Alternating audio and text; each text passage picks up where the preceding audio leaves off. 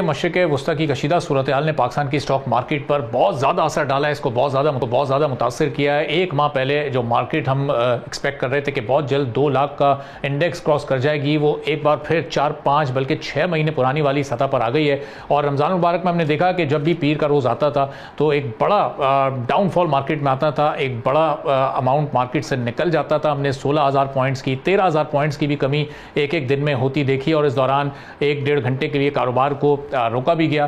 तो उन 3-4 ऐसे ख़राब दिनों के बाद आज जब ये हफ्ते का आगाज़ हुआ, एक लंबे वीकेंड के बाद मार्केट ने आगाज़ लिया, तो एक पॉजिटिव चेंज हमें नज़र आया और ऑलमोस्ट 1200 से ज़्यादा पॉइंट्स का इजाफा हुआ इंडेक्स में। लेकिन अभी भी ये मार्केट 156 और 157 के अराउंड मौजूद है, जो कि पिछले साल 2025 में अगस्त या सितंबर वाली रीच है, ये रेंज है। अब ये जो प्रेडिक्शन थी कि ये 250 का इंडेक्स क्रॉस कर जाएगी इस साल, शायद 260 को भी क्रॉस कर जाए, बहुत एमर्जिंग मार्केट के तौर पर सामने आई थी। दुनिया की बेहतरीन स्टॉक मार्केट से में करार दी जाने लगी थी। अब ये उस ट्रेंड पर वापस आएगी, क्या मार्केट दोबारा रिकवर करेगी, ऊपर जाएगी, और जो नीचे गई है तो उससे कितना नुकसान हुआ है, कितनी इन्वेस्टमेंट पाकिस्तान से है, इस पर हम बात करेंगे। फरीद आलम साहब हमारे साथ मौजूद हैं, CEO हैं AKD सिक्योरिटीज़ के। फरीद साहब, बहुत शुक्रिया प्रोग्राम के लिए, आपने वक्त निकाला। अब जो मौजूदा ये हालात हैं हमारे खत्ते के, मशरिक़ वस्ता के, पूरी दुनिया के, ऐसा महसूस होता है कि सबसे ज़्यादा असर पाकिस्तान की स्टॉक मार्केट पर हुआ, जिसने एक एक दिन में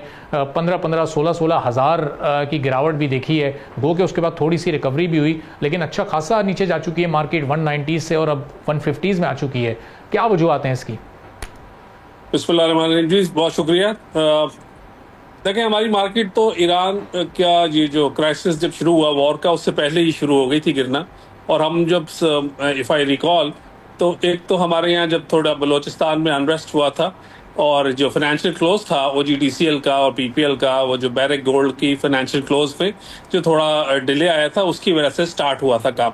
हाँ, ये ज़रूर है कि हम जब मार्केट ने ईरान और US और इसराइल की वॉर की वजह से गिरना शुरू किया, तो हम लोग ज़्यादा परसेंटेज पॉइंट और परसेंटेज से गिरे बाकी रेस्ट ऑफ द वर्ल्ड के।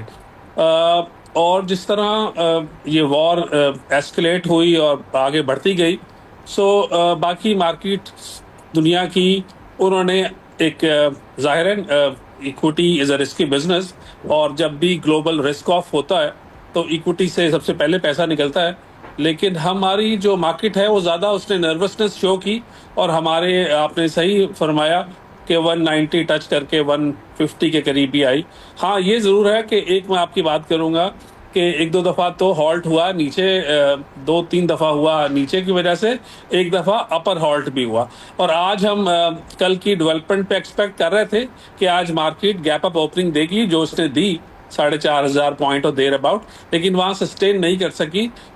सिर्फ अगर आज ही की बात लेके मैं अपना पॉइंट ऑफ व्यू एक्सप्लेन करूँ, तो जब ये दुनिया में वॉर होती है और मीडिया वॉर होती है और कॉन्फ्लिक्टिंग व्यूज़ आते हैं, क्लेम्स होते हैं, तो उसकी वजह से फिर अभी थोड़ा मार्केट को कंसोलिडेट करना होता है, फिर आगे बढ़ती है।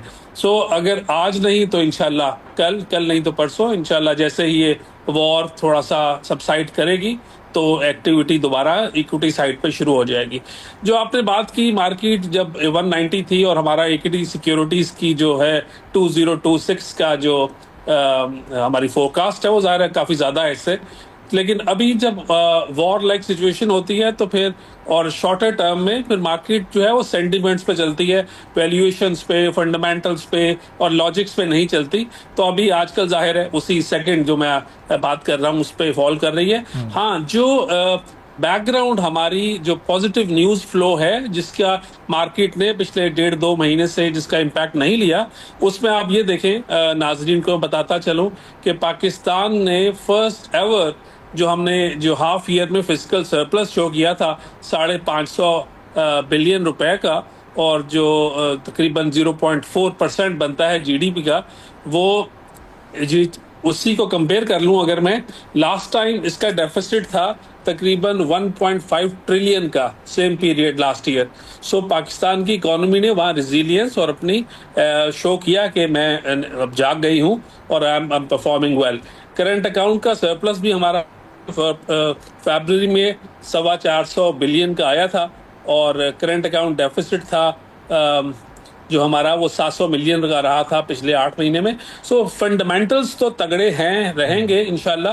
हाँ, अगर ये ऑयल अगर $100 पर बैरल से नीचे रहता है, और हम जब $100 की बात करते हैं या ब्रेंट की बात करें या क्रूड की बात करें, तो हम वो बात करते हैं कि जो हम उसको मंगवा के, यानी हमारी रिफाइनरीज उसको रिफाइन करके फिर बेचती हैं। लेकिन नाजरीन को ये भी मालूम है और पता होना भी चाहिए कि it is not only the crude that Pakistan imports. Pakistan जो फिनिश प्रोडक्ट है, जो डीजल है और पेट्रोल है, वो भी इंपोर्ट करना पड़ता है उसको, बिकॉज हमारी रिफाइनरीज इस लेवल की नहीं है कि वो इसको रिफाइन करें और हमारी खपत को पूरा कर सकें। हाँ, ये अच्छी बात यह है कि पाकिस्तान में जो फाइन्स आ रही हैं, चाहे वो मारी गैस को हो या OGDCL PPL को, तो उनकी फाइन्स थोड़ी बेहतर हो रही हैं। पिछले सारे पीरियड में जो एक apart from the negative news revolving around the war, एक जो इसकी इम्पैक्ट जो मार्केट ने आया, वो मैं ज़रूर बताऊंगा कि जो ट्रेजरी बिल्स की यील्ड हमारी हैं पाकिस्तान में, वो 51 बेसिस पॉइंट से 100 बेसिस पॉइंट का लास्ट ऑक्शन में ख़राब हुई थी, लेकिन वो इस लेवल की नहीं है। वो they are more than being compensated by some other good news. अब आप ये देखें कि पाकिस्तान का जो फॉरेन रिजर्व्स हैं वो आज भी 16.4 बिलियन के हैं, और मुझे ये जान के और अपने नाजरीन को बताते हुए खुशी होती है कि इस नंबर को हम देखें कि 700 हमने मिलियन डॉलर्स हमने रीपे किए हैं इसी पीरियड में एक चाइनीज कमर्शियल बैंक को, लेकिन उसके बावजूद स्टेट बैंक ने इंटरवेंशन करके अपने रिजर्व्स के ऊपर डेंट या नहीं आने दिया। सो गवर्नमेंट ऑफ पाकिस्तान और स्टेट बैंक इस वक्त, अगर मैं स्टेट बैंक की बात करूं तो स्टेट बैंक अभी भी कह रहा है कि मेरे जो 31 दिसंबर 2026 के रिजर्व्स होंगे वो हाईएस्ट होंगे, and I don't see any reason why it should not. मैं जाहिर है वॉर का ना आप ना मैं ना कोई और इसकी लॉन्जिविटी को कोई प्रेडिक्ट नहीं कर सकता, but I think we have done well. And specially एक चीज जो मैं ज़रूर कहना चाहूँगा कि इतनी शानदार और इतनी बोल्ड सफारतकारी मैंने अपनी ज़िंदगी में नहीं देखी, कि पाकिस्तान जिस तरह से खड़ा हुआ है इन द सिग्निफिकेंट नेशंस। जो पाकिस्तान क्वालिटेटिवली इम्प्रूव कर रहा है डे बाय डे, इसका impact sooner than later Pakistan की हर जगह पे आएगा, और स्पेशली स्टार्ट होगा ये पाकिस्तान में इक्विटी की वैल्यूएशंस के साथ। सब्सक्राइब करें और बेल दबाएं ताकि कोई खबर रह न जाए।